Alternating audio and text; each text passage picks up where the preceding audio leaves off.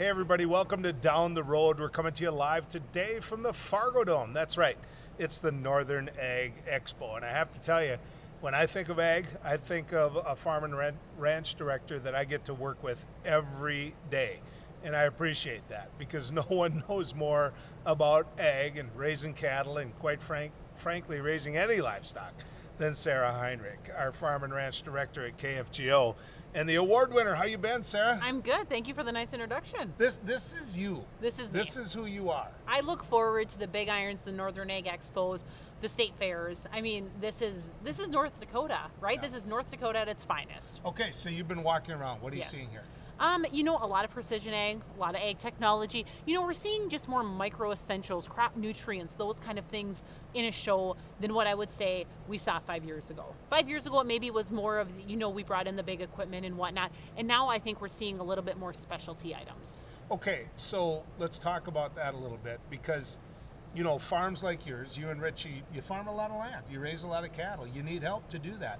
You take people like your father-in-law, or go back to the farm south of Mandan, to your father and people that built these farms up. Right.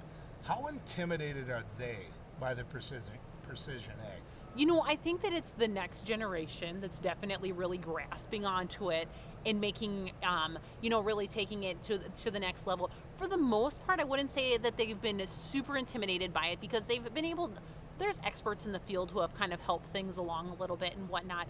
But I mean, it really is the next generation. I mean, for Richie and I to say, well, we don't want to be a part of it, then we're going to get passed by. Yeah. And so you really just have to kind of grasp and hold on and go for the ride because this is the wave of the future. I mean, this is where we're at. See, but I don't doubt that. I mean, you two NDSU grads that are on the cutting, you're young Right. in terms of where you're at in your farming life, but I think there's people that are losing that elderly generation of help because of it. I can give you 3-4 examples where they went, nope, done. I don't know how to run that. I'm not going to learn it now. Absolutely. I would agree with you fully on that. And I think that there is a part of the older generation who's saying, I don't want to be a part of that. I don't want to learn that. I'm intimidated to learn that. And, it depends upon what year of equipment you're running. But when you get into some of this new stuff, I mean, it is a little intimidating and it is a little tougher to run. There's no doubt about it. Once you learn it, it's easier. But to learn it, it's a process. So I'm thinking of one individual, which I'm going to be smart enough today.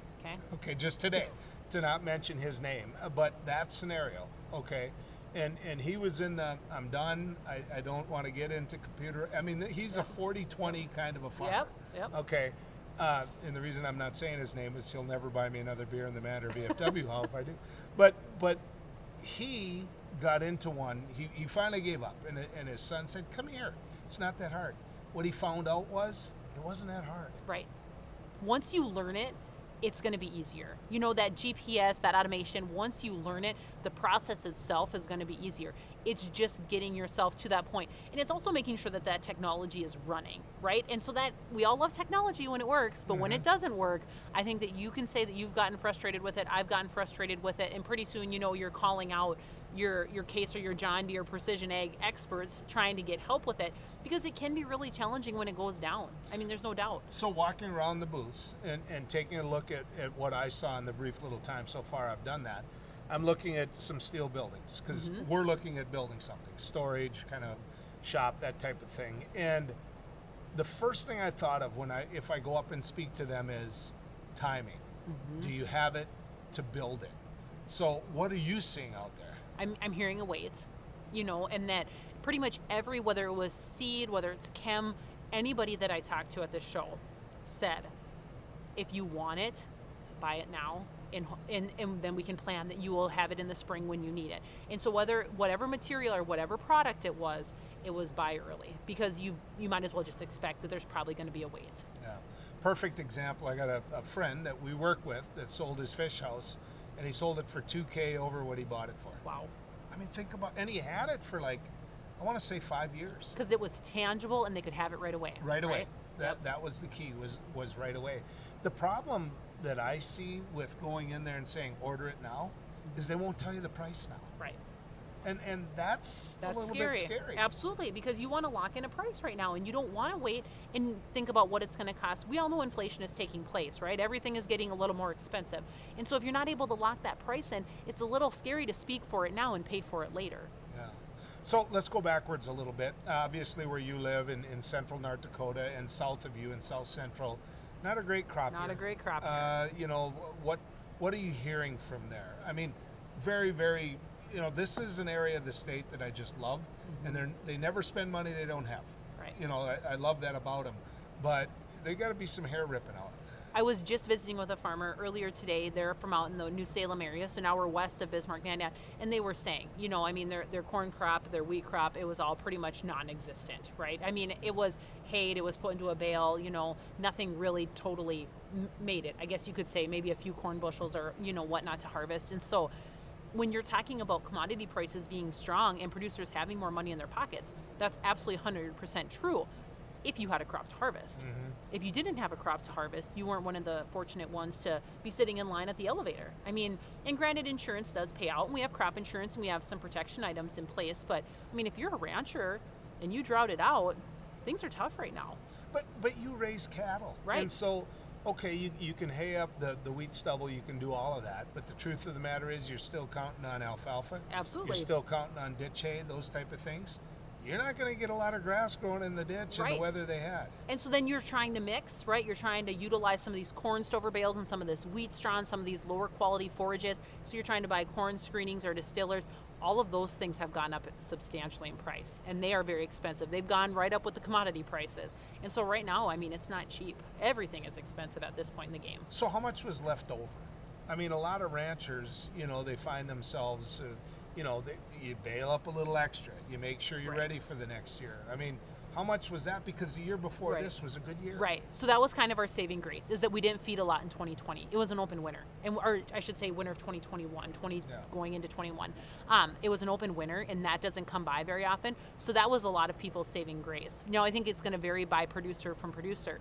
Some people who didn't have grass used up all of their forage supplies this summer. That's less than an ideal situation, and then we didn't have a hay crop pretty much to make. For ourselves, we had enough grazing to get by, so we had a little extra in the hay pile, so that's obviously going to help us get through this winter. And so I think it's a producer by producer basis, but it's scary right now. I mean, to know if you're going to have enough going through the winter. Luckily, we're off to a really good start. How big of a commodity does that round bale get to be? I mean, it's got to have a value. Yeah. If you're a rancher out there and you don't have any hay put up, you're going to call areas where there is hay put up, and you're going to say, look, it's either that or you're going to sell off the herd. Right. Right? Yeah, absolutely. And I mean, you can be talking anywhere from $100+ a ton easily, you know, and so I mean, it becomes a commodity in a hurry. $100+ per ton, you know. Yeah. And so I mean, it can definitely become a commodity in a hurry. Yeah. That would be a good day right. in a normal year, right? And so I mean, for these guys who are having to go a distance to be buying feed, and then you're trucking it in, I mean, things are getting expensive in a hurry because everybody knows that hay is a limited resource right now. I got a friend who chops corn, you know, silage down in the Forbes area. You know, and I asked him, how's the year going? He said, well, you know, there's still something out there to work on. He said, but, you know, the quality. He was talking about the quality is nowhere near what normally it would be. And he said, you know, it looks like there's something from the road in some cases, but there's not. Right.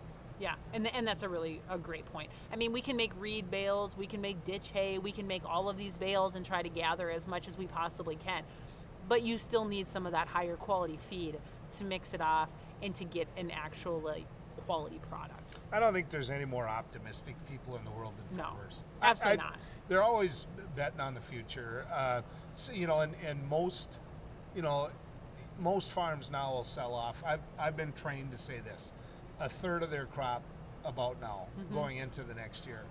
But you can't sell something you don't have, you know. And so, are they a little leery going into this next year that they can meet what they're selling this year?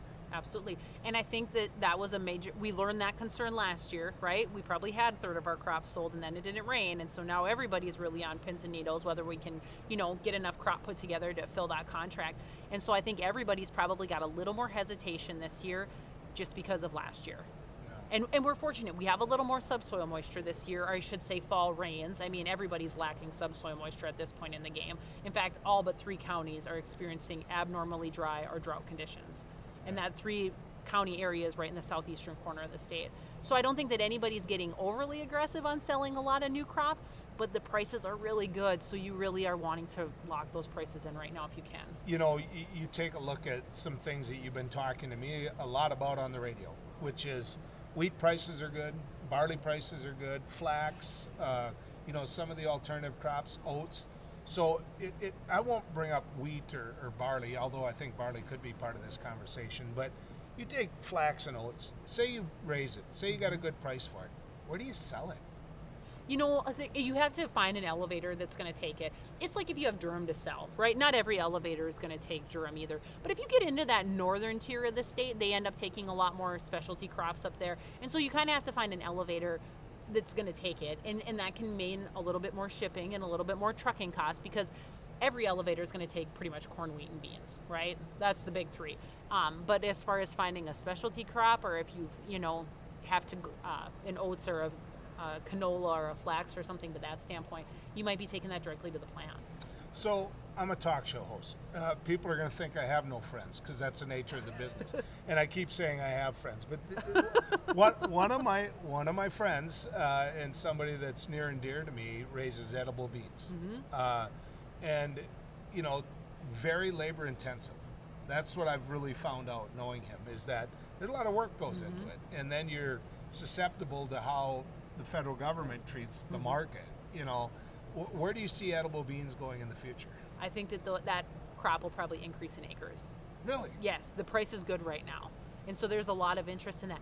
And you know, that bean demand, there's just become such a strong demand for that. It's becoming more and more of people's diets. And so that edible bean crop, that's actually taken off and gotten quite a bit of steam, and prices are pretty good. Sarah, you're good at what you do. Thank keep you. doing it. You know, and the Augustin family would be proud of you as well. You're up to what? 3 boys? What's the goal? 8? 3 boys. 9? Luke, 10? Jacob, and Andrew. They keep me busy. They're going to hear their names on TV.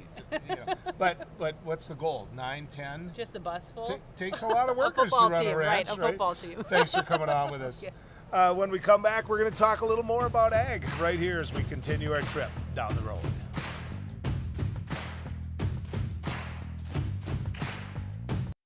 Howdy folks, it's a Caroline Cafe. I reckon it's time you're due for a hearty meal. So saddle up for the day with one of our Hey Bossin breakfast homemade soups. Fill your grill at our salad bar, sink your teeth into our famous Caroline burger and barbecue ribs. Top it off with spoon rattling pie with a combo roll that's sure to put a smile on even the toughest outlaws. Shake the dirt off the boots each night and warm up with the gang. Tell them about it, Stacy. I can't wait to see you at the county line. Beck TV is known as reliable, exceptional, and exclusive. And now it's also the best of the best. Thank you for making Beck TV the best local television station in our community. Beck not only broadcasts the most live and local sporting events in the region, it's also the largest producer of diverse statewide news, opinion, and entertainment. Not getting what you want from the mainstream media? Not happy with your current cable? Do what everyone else is doing and turn to Beck. Television the way it's supposed to be. Hi, Hunter Ellis here for Night Hero Binoculars by Atomic Beam. These binoculars let you see anything, even in pitch black darkness. Gotcha.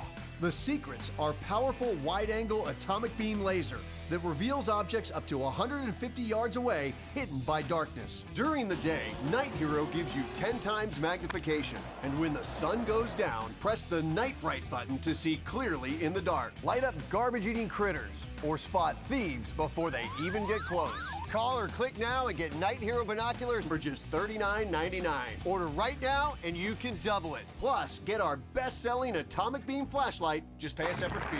We'll even ship them to you free. This TV special offer is not available on Amazon. You can get it all, but you have to order now.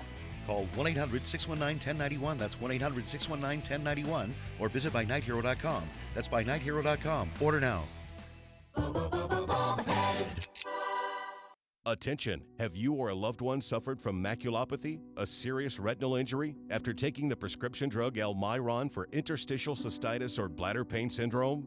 In 2018, a researcher at the Emory School of Medicine linked Almiron, a prescription drug that treats interstitial cystitis or bladder pain syndrome, to maculopathy, which is sight-threatening and can cause an abrupt change of vision.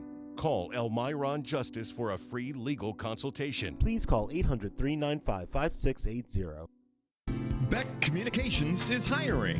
Beck Communications is searching for qualified applicants for a promotion commercial producer position, as well as a producer position. These positions will help our news and sports products. To view the job details or to submit an application, visit www.beck.coop. You may also email your resume and cover letter to careers@bechtel.coop. Beck Communications, making connections that matter.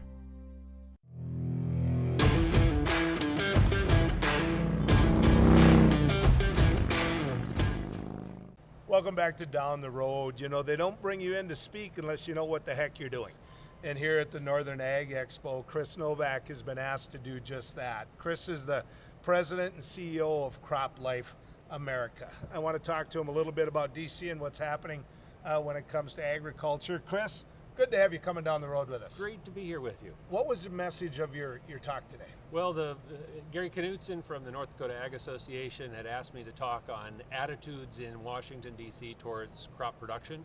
I will confess that I said to the audience, I think we may need an attitude adjustment. It's challenging times, challenging issues, and to the extent that simply ensuring that there is a room for continued innovation in agriculture, that biotechnology and pesticides need to be recognized as a part of the tools that a farmer is using to control weeds and insects, and sometimes that message gets lost in a lot of regulation and legal jargon in DC.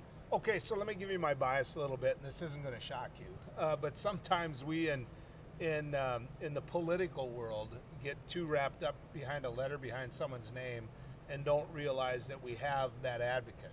Colin Peterson was that advocate. I'm not going to drag you into his race, but the more Collins of the world that understand production ag are needed. And it seems to me we don't have as many as we used to. I actually went back and looked this week. There was a group, there still is a group in Washington called the Blue Dogs. Those in the Democratic Party that are more conservative, more moderate.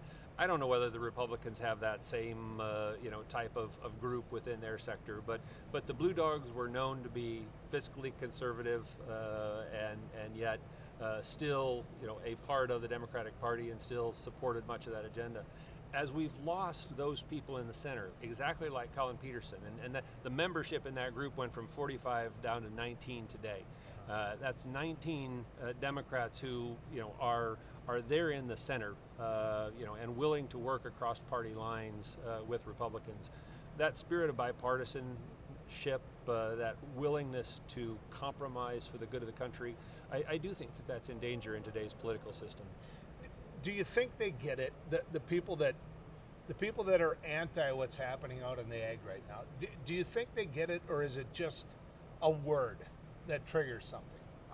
I fear that we've reduced ourselves to where we are reacting to words, and in a media environment that goes from television to radio, but certainly social media, Facebook and Instagram and all of the other tools that we have today, false information, misleading information that's coming only to drive a particular point can travel so fast, whereas the truth about, in my instance, the science behind pesticide. I have consumers who think that we whip up a pesticide in the back of our lab and 6 months later it's on the market. We actually do 9 to 10 years of research to develop that technology and ensure that it's safe for humans, safe for animals and the environment, and then EPA will take 2 to 3 years to review that product. And yet for those folks that are working to campaign against pesticides, it only takes a word or two for them to drive their agenda. So I think same thing is facing our country as I'm battling on a daily basis. And they've branded it. It's like, okay, I'll give you an example, and this is not against organic farming, because I want people that organic farming to make money. Right. But I have somebody that I grew up with that was raising organic beef, and he didn't know how to build a fence. I mean, he did. Next thing you know, the cattle are eating out of the ditch, they're eating out of the neighbor's corn, they're eating out of all of this. And yet when he went to market, I'm sure it was organic beef. And I don't know so much that people can always trust what they're being told when it comes to it. You know, we've been out and done consumer research. We've sat down in focus groups across the country. We've done it twice now. We do two focus groups in 3 cities across the country. So you know, at least probably more than 20 focus groups now.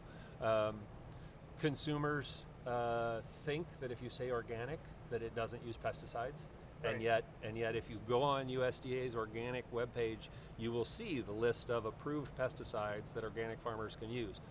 I too want those organic farmers to be successful, but I also know that consumers need to understand that farmers have to control weeds and insects, and they're going to use a variety of different tools. You know, some will say, well, these organic pesticides used by organic farmers are safer, but that's not necessarily true when you look at some of the long-term environmental impacts of some of the compounds that they're using. So how to help a consumer understand something that is that technical when they just want to read a label and they want to feel safe and comfortable. And part of my message to the group today was we do have to have some faith and trust that government scientists and leaders within government are there working to protect us. So, I mean, when you look at it, Chris, the big question is going to be, and for many of the people here at this expo, the big question is going to be, what does the consumer want? What we're looking at here in relation to equipment is what farmers want, right, and what they need to do what you're talking about. But what are consumers going to want? What by the year 2030 do these guys and gals need to be ready for? Right. I think, you know, from my work, and I've had a wonderful vantage point through my career working for the national pork producers, working for the national corn growers, working in the soybean industry, and now pesticides. And I've spent a lot of the last 20 years looking at this consumer issue and consumer acceptance of today's agriculture. I know that they want safety and security first.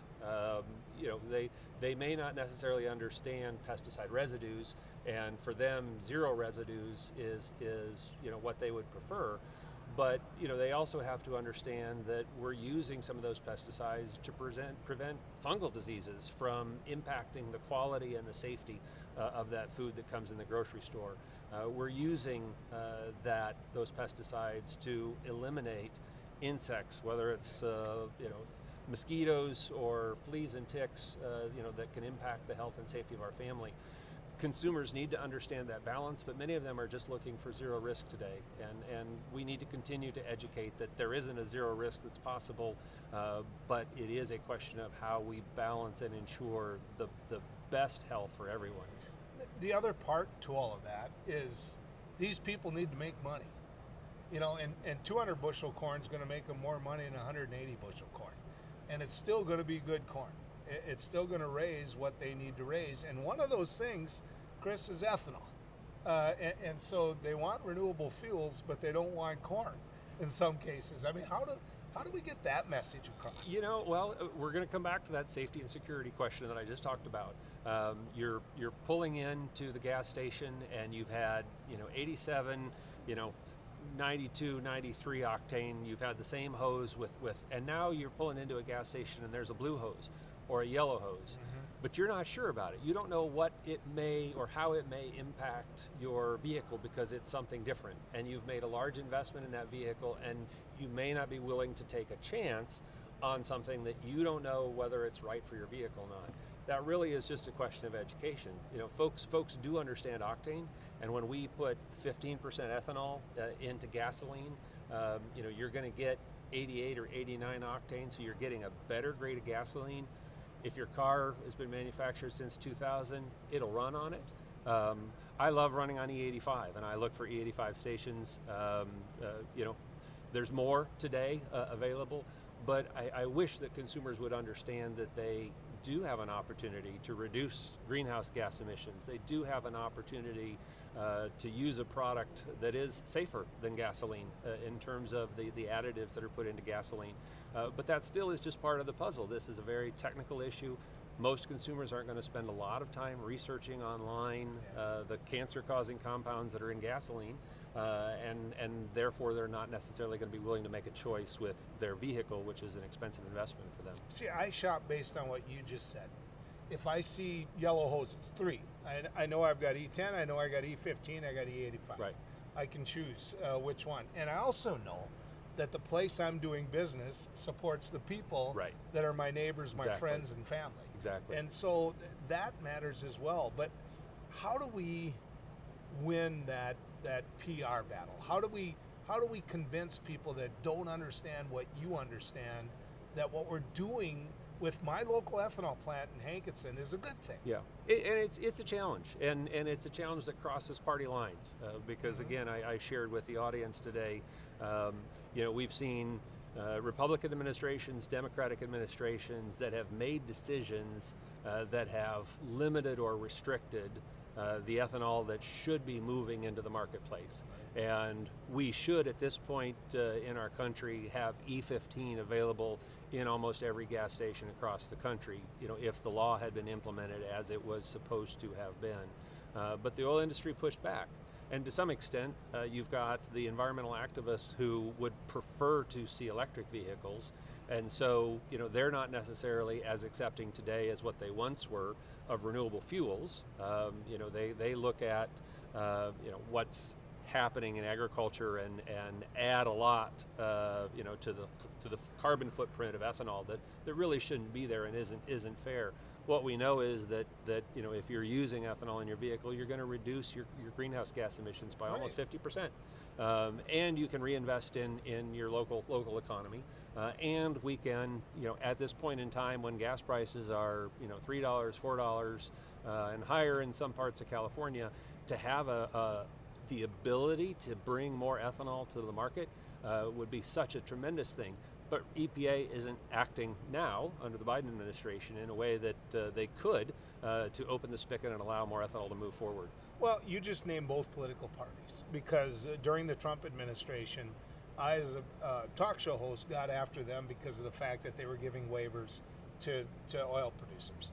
And their answer to that was just to subsidize farmers. Well, the farmers I know had beat down the door on making sure we had a renewable fuel standard.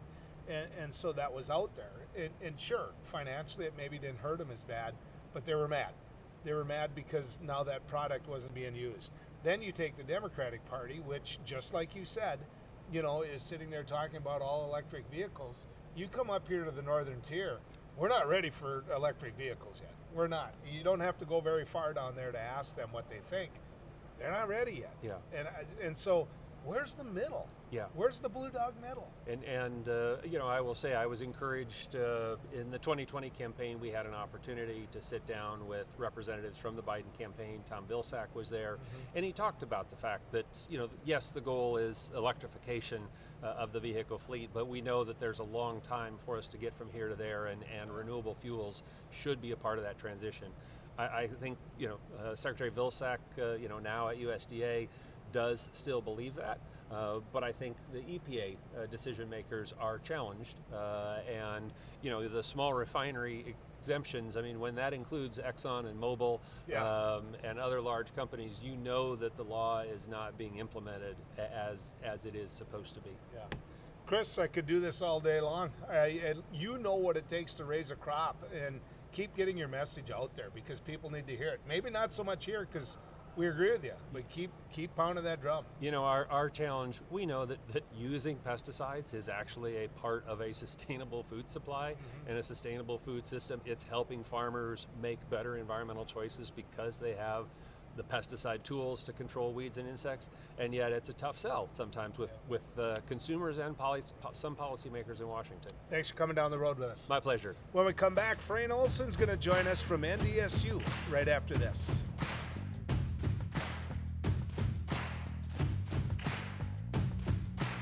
Dell, the CEO of MyPillow.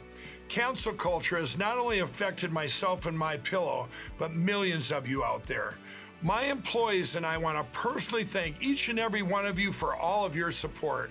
At MyPillow, we not only have pillows, but we have hundreds of products, including my new slippers, bathrobes, sleepwear, and my new beds. We're offering the best gifts ever for the best prices ever. For example, we have this exclusive offer on the standard size My Pillows, regularly $69.98, now only $19.98 with your promo code. We also have the queen size My Pillows, regularly $79.98, now only $24.98 with your promo code. And we have the king size, regularly $89.98, now only $29.98 with your promo code. So go to mypillow.com now and use the promo code on your screen or call the 1-800 number below to receive this exclusive offer. Introducing the Cool Turtle, the ultra-comfortable mask enhancer that creates a protective, cool, and breathable space between your mask and your face. Simply slide under any mask or gaiter and immediately feel the refreshing pocket of air surrounding your face. Cool Turtle's ergonomically designed, soft, comfortable shell immediately reduces mask friction, allowing you to breathe and talk in a comfortable environment. I can actually breathe. With the Cool Turtle, no more sweating. It's like I don't even have a mask on. Call now and get not one, not two, but 3 Cool Turtles for just $10. Order now and we'll send you 2 more Cool Turtles free. No fees, absolutely free. Plus, you can get a 10-pack of 4-ply face masks. Just pay a separate fee. This offer is not available on Amazon. Get the real Cool Turtle now. Call 1-800-270-1219. That's 1-800-270-1219. Or visit getcoolturtle.com. Order now. Seniors, are you aware that you could pay less for your car insurance? Seniors can save money on their car insurance. You might save a little, you might save a lot. Maybe hundreds of dollars a year. You might save 5% a year, maybe 10%, 15%, or even more. That's a lot of money. So call right now and find out just how much money you might be able to save. 1-800-699-0761. 1-800-699-0761. Now you can have the personalized forecast at your fingertips when you need it. Beck's exclusive Weather Insight is information tailored to you. Radar, weather alerts, forecasts, and videos. Download the free Weather on Beck News app. Search your app store now. I'm Rick Becker. And I'm Lori Hins. Welcome to No Apologies, your after-hours oasis of sanity. Your retreat begins at 9 Central on Beck News and online at beck.news.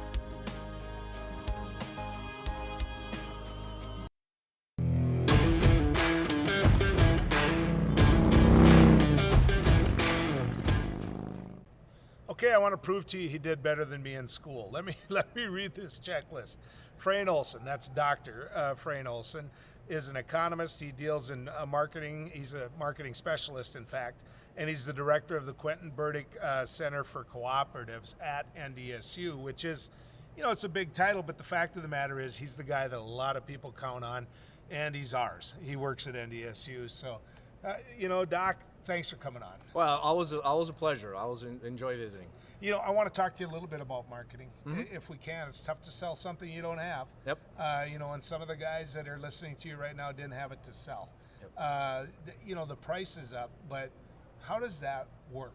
You know, I know my friends of mine are already sold a third of their crop. But for those that didn't get that good of a crop, you know, where are they at? Well, it all depends. In most cases, North Dakota is a very heavy user of crop insurance products and federal crop insurance. And most farmers in the region take what's called revenue insurance, so that as prices come up, the compensation from the crop insurance system also increases. Okay, so it's not just a flat price. So yes, you're able to sell the bushels you did produce, hopefully at a higher price now, because we did have a short crop, not only within the region, but there's this very strong demand internationally for ag products, and so prices are relatively high right now. So the advantage is the bushels you did produce are at a higher value. The second is we do have this safety net called crop insurance, federal crop insurance. Again, the policies that most farmers take do increase in value as the market prices come up. And so the combination of the crop you did sell plus some crop insurance payments, there's also some holdover federal farm program payments that will be coming in. I think most farmers from a cash flow standpoint will be sitting okay this year. It's not going to be quite as bad as everybody had first expected. I know midsummer everybody's exceptionally concerned. I think a lot of the attention now is focused into 2022 and what do we do there, because we still have pretty dry soil conditions across most of the state. People are right now with higher input costs really trying to figure out, well, what crops should I grow? What has the most potential? Are we going to get some rainfall or not? So what happens with the averages, Frayne? Because, you know, how big of a factor? And what I'm curious about is the number of years that you use to find that average. Because if you have one bad year, I don't think it hurts you, or I'm assuming it doesn't hurt you as bad as 2 or 3 bad years. That's correct. Now, and that's been some of the refinements, some of the adjustments that we've had in federal crop insurance. When it first started out, you took a simple 10-year average. So you needed at least 4 years to start the process, and then it kept building until you get to 10. After 10, you add a year, you drop a year off. Now, more recently, they've adjusted the program where if you have a widespread problem, if it's a statewide average or a county yields that are very, very poor, they'll skip that. They'll drop that out of the average if it's a widespread event. So something like this year will not have a major impact on what your long-term average trend is. Okay, because that matters. It makes a huge difference. It really does, yes. And in a lot of ways, it isn't fair. If the program's there to help at the times that are the worst, it shouldn't be long-term. It shouldn't punch you in the face. I want to talk about the crops themselves. Sarah Heinrich was on with us a little bit earlier, and she started talking about, you know, barley, about wheat, about durum, about, you know, flax, about, you know, some oats. She started talking about how she thinks there might be more acres out there. I raised the question of where do you sell it? You know, right. And so I'm curious to get your take on it. Yeah, so for the major crops, normally when we talk farming, we talk the big 3 crops. You got corn, soybeans, and in this region, spring wheat. But we do in North Dakota raise a lot of specialty crops, or what I call small market crops. And a lot of those are contracted. At least the farmers will sign an initial production contract before they put the seed in the ground to at least cover a portion of their expected production, and then wait to see what the final bushels are and then try and sell the rest later on. The marketing strategies and kind of not only the strategy part, but the tools you have available to sell those crops are very different for some of these smaller market crops because they don't have the futures market backing them. You don't have as many tools in your toolbox to be able to sell things. And so farmers have to be a bit more cautious, a bit more careful. The other thing is you don't have as wide a variety of companies that you can sell to. There are typically companies that will specialize in, for example, flax or oats or malting barley, where the number of companies you can sell to, the diversity of the buyers and sellers are a little bit smaller. So we also talked about edible beans and whether or not, I know it's labor intensive, those type of issues, but it seems to me that market is growing. And of course, we just went through, and I'm not blaming one administration versus the other, but that's a foreign market in many cases. It is. And so where do we go with edible beans? Because that can be a high return. It can be, and broaden that out a little bit broader to just the pulse crops. So dry edible beans would be things like pinto beans and navy beans and black beans. When I talk about pulses, it'd be things like field peas, the green and yellow field peas, the lentils, the chickpea, which again is used in hummus. We always have a blend of domestic markets and international markets. In the United States, our domestic markets for most of these pulse crops tend to be relatively stable. They do grow over time. And that's been one of the real focuses, how do we try and get more pulse products into the American diet. But on the residual, so where does all the extra go? It usually goes to the overseas markets, the international markets. Now, different countries will buy different types of beans. So for example, a lot of our pinto beans go into the Mexican market or into Dominican Republic. So it's more of the Central South American regions. If you look at something like navy beans, which would be like pork and beans, a lot of that actually goes into Europe. So where you're selling does make a difference, and the stability of that export market, but the export market is always more unstable, it's more uncertain, there's more political events or economic events that can suddenly disrupt our supply chains. So I'm a trade partner, and farmers, I think themselves, develop these buyers. You know, they get on a plane, they go over, they use checkoff dollars, and they build a base. And some of those buyers had deals blown up because of tariffs.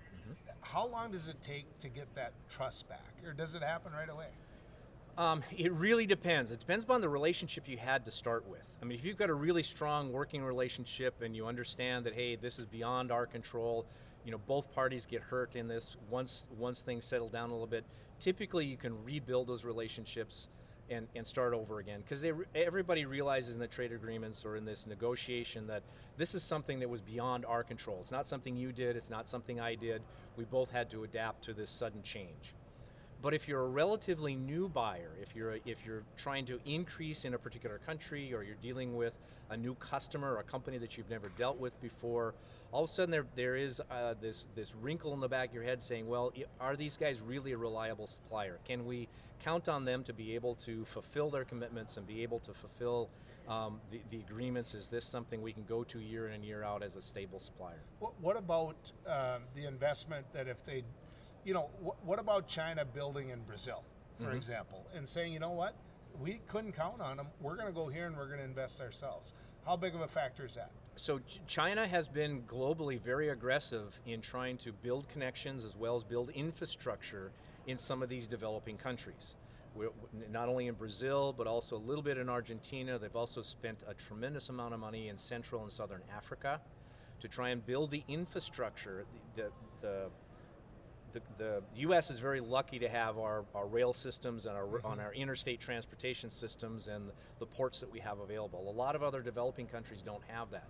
So the Chinese have come in and been very aggressive in building that kind of an infrastructure to be able to do more business, to make that flow of product a little bit easier.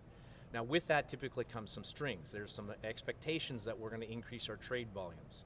So China has been very aggressive in investing internationally, to being able to put this infrastructure in, to making those deals.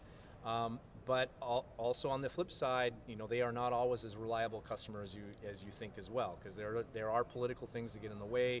When the government in China decides to change their policies, it's overnight and you're done. Yeah, and sitting down with those trade partners, neither Democrat or Republican have found the answer to when it comes to China. Fair? That's right. That is very fair. The relationship between the U.S. and China is very, very complex. It's not only economic ties, but it's also the political issues.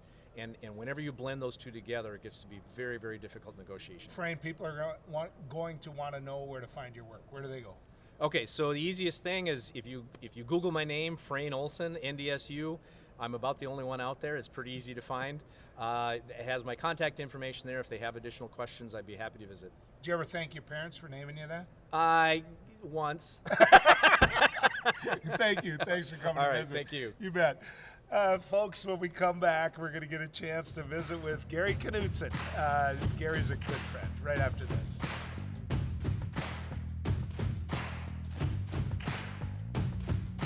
Hello, I'm Mike Lindell, the CEO of MyPillow. Cancel culture has not only affected myself and MyPillow, but millions of you out there. My employees and I want to personally thank each and every one of you for all of your support. At MyPillow, we not only have pillows, but we have hundreds of products, including my new slippers, bathrobes, sleepwear, and my new beds. We're offering the best gifts ever for the best prices ever. For example, we have this exclusive offer on the standard size MyPillows, regularly $69.98, now only $19.98 with your promo code. We also have the queen size MyPillows, regularly $79.98, now only $24.98 with your promo code. And we have the king size, regularly $89.98, now only $29.98 with your promo code.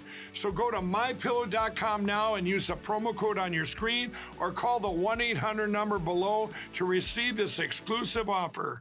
Hey y'all, it's Trent on the loose. I'm a 6th generation farmer, husband, patriot, father. And as much as I'd love to just sit here under this shade tree and celebrate my own place on my front porch, truth of the matter is that people don't know who, where, and how is producing their food. So travel the country with Trent on the loose, and we'll find those interesting human interest stories behind the people that bring us the efficient food supply. Trent on the loose.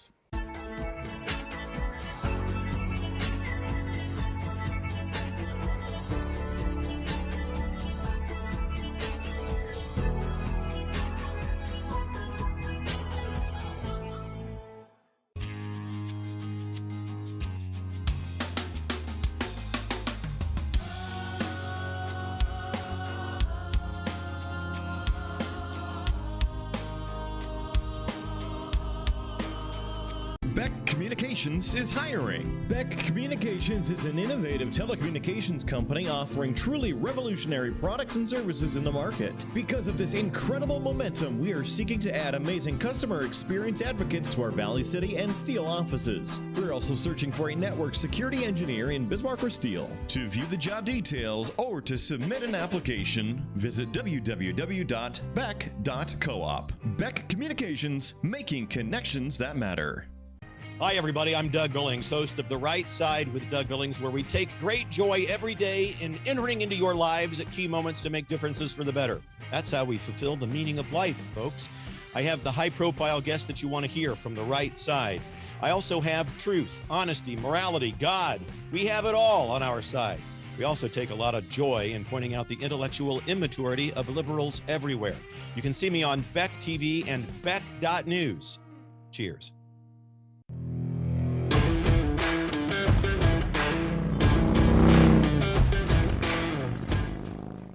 He's the boss, ladies and gentlemen. Gary Knutson has been the head of the Northern Ag Expo for, well, you're about to hear how many years. I think I have the right number, but where I got to know Gary was in Bismarck, in my time in the state legislature. You could count on him. You could count on him to tell you the truth as he lobbied on behalf of farmers. And, you know, people's image of lobbyists isn't, well, I have an understanding of what you think lobbyists are. It's not true in the case of Gary.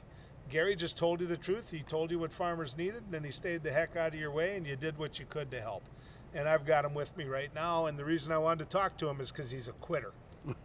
He's quit. You're retiring the way it sounds, Gary. I am going to retire, but I'm not going away. Okay. Well, I got to tell you. I'll be here to haunt you. You've done one heck of a job. I mean, look at the success that this has been and the people that you've worked for. How much fun has it been? It's been more pleasure than pain. And I would do it all over again. All my friends are in ag. I'm probably 10 years older than most of them, probably 20 years older than the majority, but they're all friends. And it's because we all enjoy what we're doing, or we wouldn't be here, because agriculture is tough. Would you put your dice all on the table, lay all your cards out in the spring, hope they're all there, plus a little extra in the fall? A lot of things that come into play. But we learn how, as agriculturalists, to manage that risk. And we've got people that help us, obviously, but we've also got tools that we use. In terms of the show, you've had to deal with blizzards. You've had to deal with such warm conditions that the boys are saying, hey, I can work outside today. You've had to deal with COVID. Was COVID the only year that you never held the show? That's right. It was, huh? I can't, it's hard for me to believe. There were some years where we shut her off early the second day, or we had a little bit of icy roads to combat. But 30 years, we never canceled one until COVID hit us. And that hit hard, you know, that shut everybody down. So obviously. Looking back on our career of advocating and working with, what do you think, because you have always embraced change when it was happening. You always told me if a farmer doesn't keep up, he's going to go backwards. It's just that simple. When you look at your career and you say, look, this is the body of work, this is what I could hand on to you, what do you look at that you say, that makes you proud, Gary? You're not a bragging man, but what do you look at that makes you kind of proud? There's no such thing as a dumb farmer. And that's always ticked me off when you hear that. Well, can't do anything else, I might as well farm. That's so far from the truth. Nowadays, those guys, you know, you hear it in advertisements, whatever, but they've got to do all the jobs. They got to be the financial manager. They got to be the input supplier. They got to deliver product to the elevator. They've got to buy product from the elevator. They got to manage that inventory, that harvest. There's so many aspects of management of that farm operation that you have to be a pretty intelligent man to operate in today's agriculture. Well, you had an opportunity through all of this to work with some great board members and some board members that honored you and made sure that you knew how important you were to them. When you look back on that, you know, it must have been fun to see some of those board members come back and say, you know what, thank you, Gary. The only one that was the first president that hired me 30 years ago, he called me this morning from Montana, where he owns a ski resort. He says, "Give me some snow." You know, he couldn't make it because he was making snow.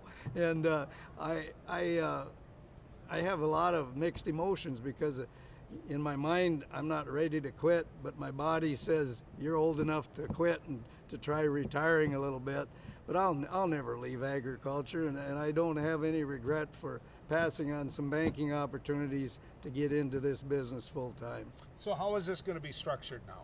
Are they going to change their model? Because you don't just lose a Gary Knutson and say everything stays the same, because it can't. I think we've got a great board that's going to have some ideas, but I don't think they're going to force them on anyone. We will go into a joint management agreement with the Grain Dealers Association. Stu Letcher will succeed me as executive director, or has officially, and I think it'll be a smooth transition. But Stu would be the first to admit this is a different type of event than he's managed at their annual show, annual gathering. And the second thing is we've got so much turnover in the industry, so many new people coming in, a lot of retirements like there is throughout our economy, but these new people will have new needs, new changes. Communication will be probably done differently to some extent, but I don't see all of us working from home ever. I think it's a handshake in this business, and it's an eye-to-eye contact in this business. I don't see that changing. So one of the biggest things that I've talked about on my radio show, on my TV show, has been workers, the lack of workers out there. How do we find them, Gary? How do we find that next generation of farmer and the labor to help them do it? I think in a lot of respects, the younger generation is respecting agriculture, the point I was ranting on earlier. They understand it's a business and it requires management tools and management skills, and so they're not going to shy away from the fact that I'm a farmer. They're going to be proud farmers, just like I'm a proud banker, I'm a proud attorney, I'm a proud farmer. Thanks for all those years of advocating on behalf of farmers, and my pleasure. Thanks for the friendship. It's been good working with you. When you turn Republican, I'll be there first. When you turn Democrat, you know, I know you voted for more Democrats than you want to admit. I know that for a fact. Okay. When we come back, some closing comments for you here as we end our trip down the road.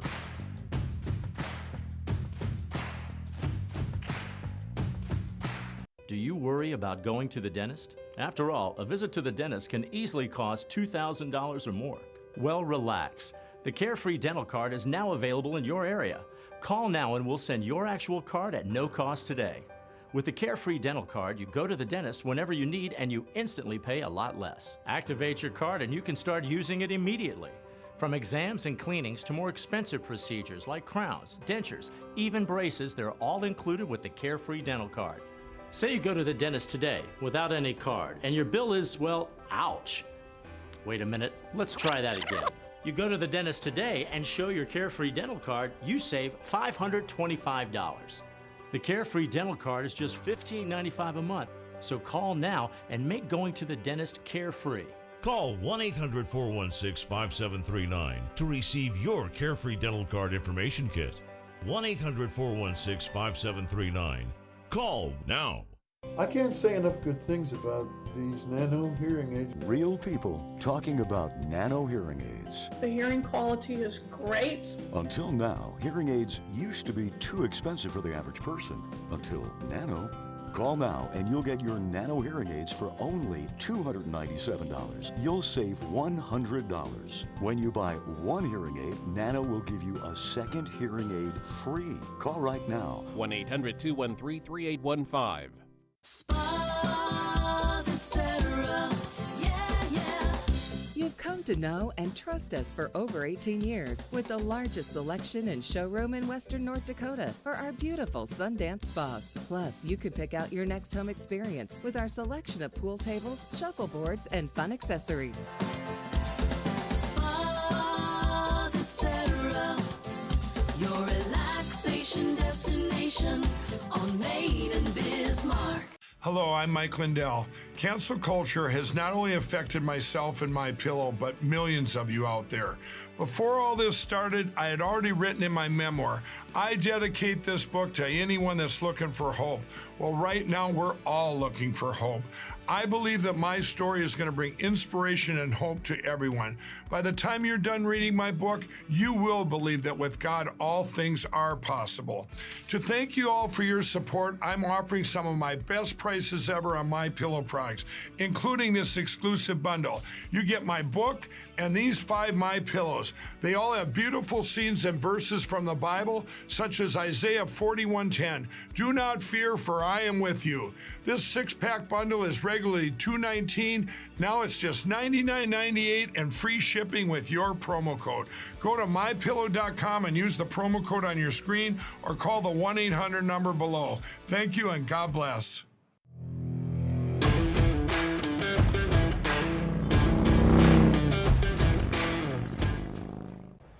The reason we're at the Northern Ag Expo today, and the reason we brought that to you, is because it matters.